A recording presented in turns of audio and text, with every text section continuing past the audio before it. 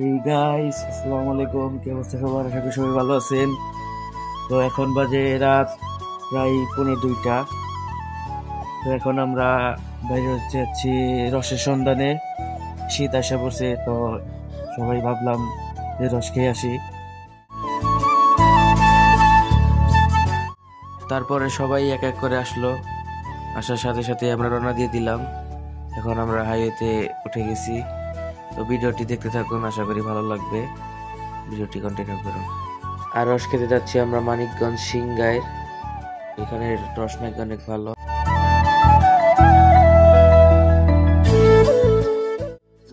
আর অনেকটা রাস্তা রাইড করে আসলাম। তো আইসা শুধু চার দোকানে সিদ্ধ ডিম বিক্রি করতেছে। তো ঠান্ডার ভিতরে ভাবি যে একটা ডিম খেলে তো শরীরটা গরম হবে। তো ডিমটা খেয়ে আপনারা ভিডিওটা দেখতে থাকেন। আর ডিমটা খেয়ে দিলাম একটা টান। টান দিয়ে দেখি চোখে মুখে কিছু দেখি না, কুয়াশায়। অনেক রিক্সে গাড়ি চালাইছি রস খাবো বলে। আর এক টানে চলে আসলাম আমাদের বাকি বাইকারদের সাথে। তো এখন আর বেশি কিছু বলবো না, ভিডিওটাই এনজয় করুন, ভিডিওটি দেখতে থাকুন।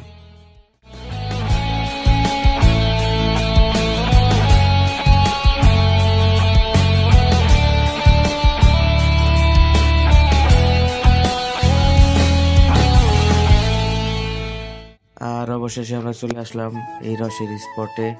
এসে দেখি মামারা রস পাহারা দিচ্ছে, রস নাকি চুরি হয়ে যায়। তো রাত থাকায় মামারা বলছিল না মামা এখন না, একটু পরে রস পারবো। পরে আমরা অনেক রিকোয়েস্ট করার পরে মামা আমাদেরকে গাছ থেকে রস পেড়ে দিচ্ছে। তো ভিডিওটি দেখুন।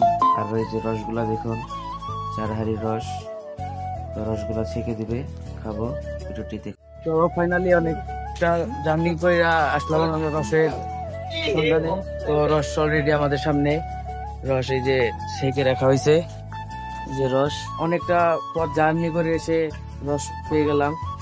তো রসটা খেয়ে দেখি কেমন।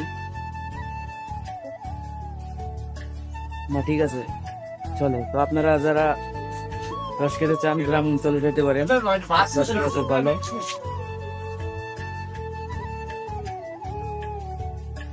তো ওই জায়গায় রস খেয়ে অনেকটা সময় আড্ডা টাড্ডা দিলাম।